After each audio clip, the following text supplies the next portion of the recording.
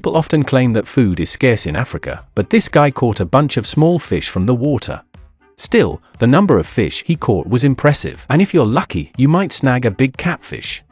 Just toss it on the fire to roast, it'll surely beat the chicken leg you're holding. What challenge are they up against today?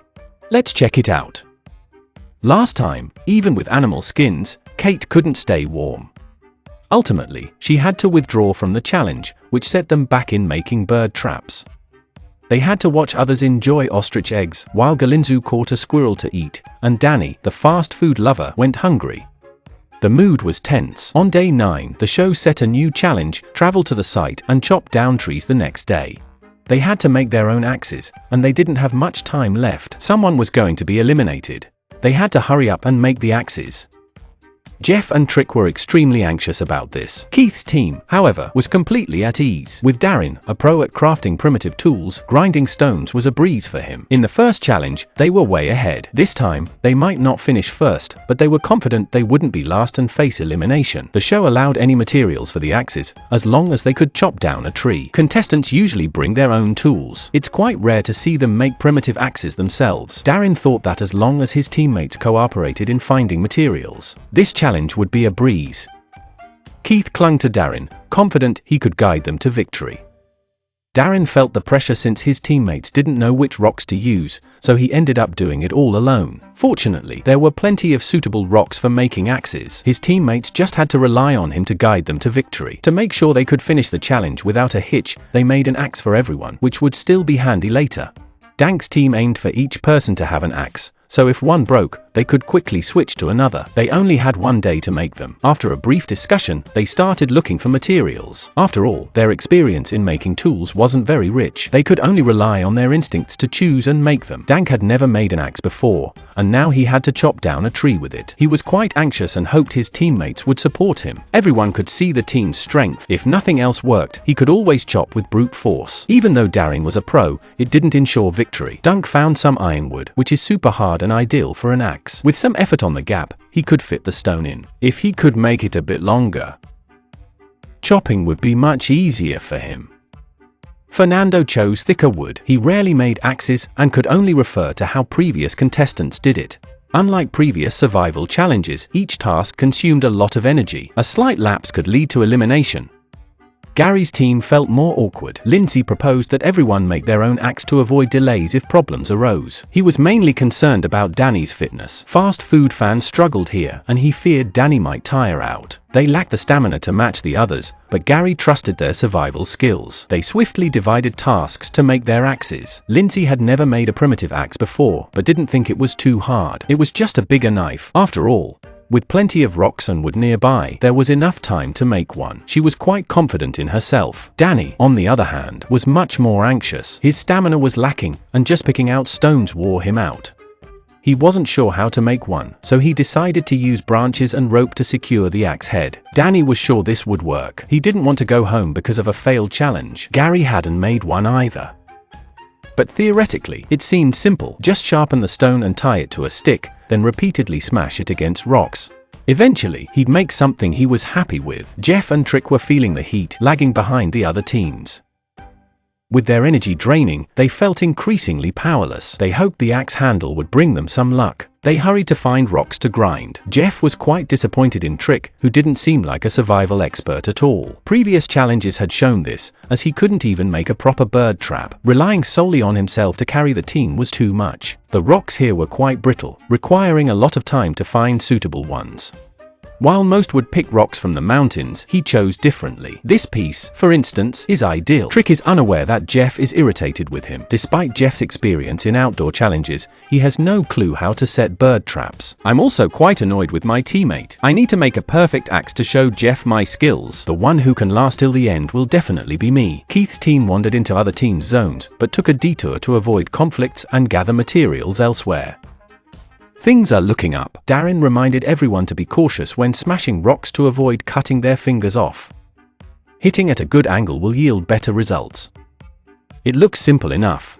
It took me over 10 years to master this. I don't think anyone can do it better than me. The rocks are almost polished. Next, we can prepare the wood. Lindsay has already tried to assemble it. The best method is to slowly burn it with charcoal. Once it's completely burned, you can place the axe head inside. Gary thinks this is a good idea. He prefers a simpler and more direct approach, planning to split the stick and insert it. This method is definitely faster than Lindsay's.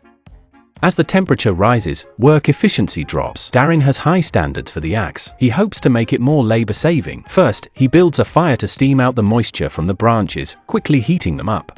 This softens the wood, making it easier to shape with good results. Now, it just needs to cool down. Then, it will be securely attached to the rock. It looks decent, but its tree chopping effectiveness is uncertain.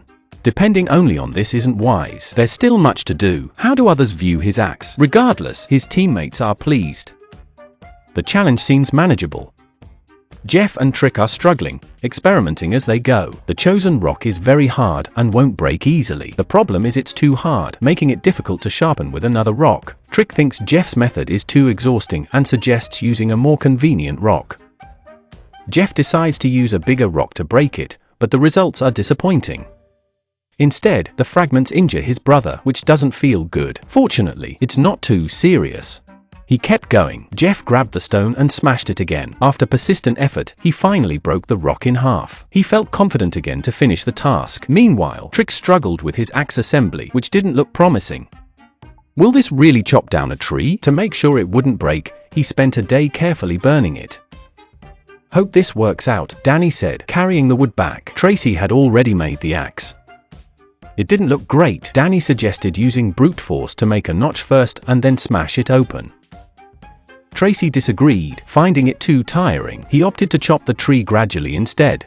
What do you think of our axe? The team had finished their axes and were eager to test them the next day. They were still confident. Fernando, a former wildland firefighter, knew his way around chopping trees. As long as the axe was fine, he could quickly chop down the tree. Gary's team was progressing a bit slower. Their bodies were exhausted. They feared they might collapse the next day. Gary encouraged everyone. As long as we're not last, it's fine. They still had a good chance of winning, but Danny not eating meat was dragging the team down a bit. It mainly depended on Gary and Lindsay's axes. They just needed a slight adjustment, and it would be easier to chop the tree. Danny tried mixing shell casings into the branches and adding some charcoal. This mixture should hold it together. Finally, he tied it all up with rope. Hopefully, they could chop the tree smoothly tomorrow. Keith's team's axes looked better, therefore axes could chop anything. Jeff was still busy making axes, and Corey wanted to check out other teams. He hoped to learn some axe-making tips, mainly from Darren.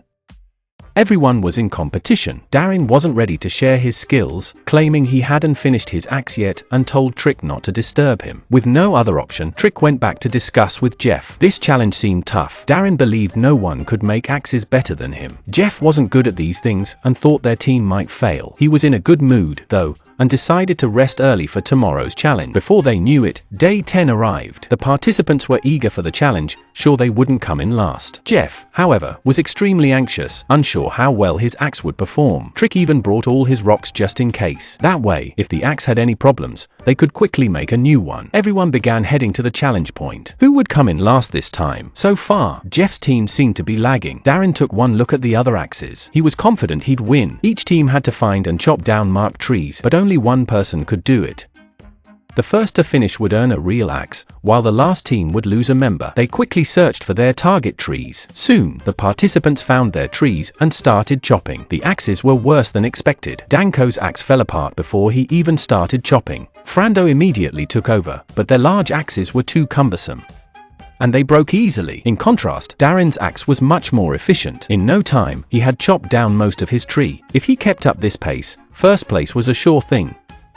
Teamwork was going smoothly for everyone. Gary's team, however, looked more like they were hammering than chopping. Soon enough, their axe had issues. Jeff's team, on the other hand, was doing better. At least their axe hadn't broken yet, and their chopping speed was increasing. Trick was on the verge of collapsing, but kept chopping through the pain. Lindsay's axe had issues too. They were the slowest so far, wasting a lot of time fixing their axe. They were curious how Darren made his axe. Keith's team noticed the other teams fixing their axes and felt a lot less pressure. They could now chop at a steady pace. Fixing the axe took a lot of time, so they had to use a small axe for chopping. They couldn't rely on brute force to fell the tree. They had to be gentle to avoid breaking the axe again. Jeff felt he wouldn't come in last, but as they used the axe more, it felt looser and looser. The axe was bound to fall apart eventually. Gary kept trying different angles to make the axe last longer. Darren chopped quickly but was worn out. He didn't want to outdo his teammates for the spot. He put all his effort into chopping the tree. Meanwhile, Frando, who practiced daily, was speeding up. It seemed like he could chop down the tree any moment. If he could push the tree over, Jeff's team would have already finished the challenge. Everyone was chopping with all their might, but unexpectedly, Dank's team felled the tree first. The cheers made the other teams instantly tense. No one wanted to be last. Dank was so excited that he cut his finger while picking up the axe. They quickly summoned a doctor, who needed 4 or 5 stitches to fix it. Dank worried it might impact future challenges.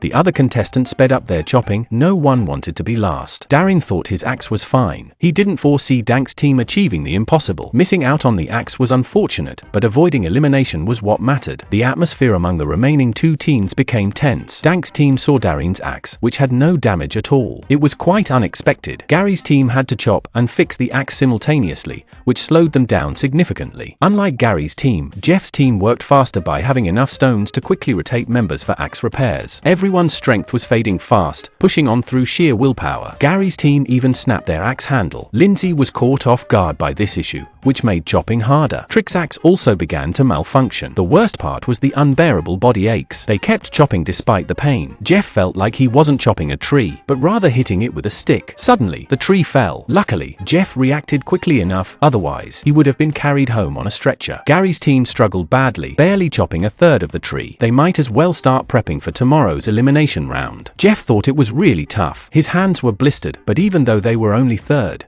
avoiding elimination was a relief. Trick found this tougher than past survival challenges. There was no room for error. Tensions were high, but Gary's team remained calm, uncertain about the elimination round. Afterward, everyone was eager to rest. Tracy cooked some small fish. Dank's finger injury was the only blemish. This challenge would have been quite perfect. Jeff just wanted to rest and let his body recover. There were still a lot of things to do tomorrow. Gary was surprised that today's teammates would be tomorrow's rivals. Who did everyone think would be eliminated? On the 11th day of the challenge, Galen's team was ready to participate. Everyone's mood wasn't great. Anyone could be eliminated, and other teams wanted to see what was going on. Before dawn, Fernando went fishing. He aimed to catch more fish to feed Danny. The fish were small, so they had to fish quietly to avoid attracting others. They wanted to avoid drawing attention and having their catch stolen. Keith's team was drained from yesterday's challenge. They urgently needed food to replenish their energy. Darren was thrilled about Dank's injury, feeling closer to the prize money. Next, they needed to catch more food, ideally a catfish, so they went back to their usual fishing spot. There were crocodiles here, so they had to stay vigilant on the shore. Jeff planned to gather some leaves to eat today. These leaves hardly comforted him, as he imagined they tasted like chicken. Trick only managed to catch small animals. Unfortunately, his body was too weak. Jeff wondered how Danny managed to stay vegetarian here. Even one meal made him feel awful. Jeff hoped to trade a bow with Lindsay to take his spot in the elimination round. He also hoped to send Danny home. His plan seemed perfect, and Jeff was confident in himself and Gary. Lindsay had no reason to refuse, so Jeff quickly went to negotiate. As expected, he made the show interesting. Lindsay promptly declined, stating the bow was the team's. Jeff was quite disappointed, believing he would have performed better with it. Gary's team became more united because of Jeff, and now they were heading to the elimination round. Fernando brought back a bunch of fish. Dank wanted to share some with Keith's team, despite the competition. He hoped sharing would make the survival challenge smoother. Dank was very adept at social interactions. Keith's team struggled with fishing, but eventually caught a big one after a long wait. It was large enough to fill them up, which was crucial for the team. They immediately started a fire to cook the catfish. They hadn't enjoyed such tasty grilled fish in ages and wished for meals like this daily. On their way back, they spotted some small fish. Keith wanted to retrieve them immediately, but Brent wanted to take them without any effort. Keith preferred to survive on his own efforts. Keith wanted to face the challenge independently. Dank was taken aback when Keith approached, not expecting anyone to forego food. Keith said his team could get their own food and didn't need help. Brent thought Keith's behavior was a bit foolish. Why not just eat the fish? It's free, Brent said, and everyone agreed. Gary's team had already talked about it. Regardless of who got eliminated, they agreed to leave their supplies. With everyone now a competitor, they went to the baobab tree to learn about the challenge. The show had arranged for them to build a cooking tripod that could hold a pot of water. It was one of the basic survival skills. The last to boil water would be out. Everyone rushed to gather materials and build their tripods, focusing on stability. Gary knew this task well and aimed to build faster this time. Danny was also experienced. He even collected some firewood for later. Lindsay's progress was a bit slower. Gary had already tied his tripod together. The hook was even simpler. He just chopped down a branch. In no time, he had his tripod set up. Starting a fire was easy for him. Danny and Lindsay were a bit slower, but their tripods were also ready. Gary was about to place the pot on his tripod. If nothing went wrong, he would succeed. It was now a race between Danny and Lindsay. Danny lit his fire first, while Lindsay was a bit slower. Gary was now taking the boiling water off the fire. After setting it down and rehanging it, Gary saw no water had spilled and felt relieved. Lindsay and Danny were neck and neck. Lindsay had placed her pot on the tripod, but it didn't look very stable. Danny had just completed his hook, but it wasn't very good. Any slip-up could mean failure. Although Danny boiled his water first, he spilled it when taking it down, even setting his tripod on fire. Lindsay thought she was safe, but she also spilled her water. It was hard to say who would be eliminated. Danny reset his setup and attempted to boil water again, with slightly better results. Both waited anxiously for their water to boil. Lindsay was slightly faster, quickly taking her pot down and putting it back up. Danny spilled his water again. Lindsay also had issues. This challenge was taking a toll on both physically and mentally. It was extremely exhausting. Lindsay's tripod was about to burn through. Danny's water was boiling. Lindsay's tripod gave way and fell. Now, let's see if Danny can fix his. After a burst of activity, the challenge is finally completed. Unfortunately, Lindsay has to go home. He left all his supplies behind. I hope everyone keeps pushing forward. Who knows what challenges lie ahead? Let's wait and see together.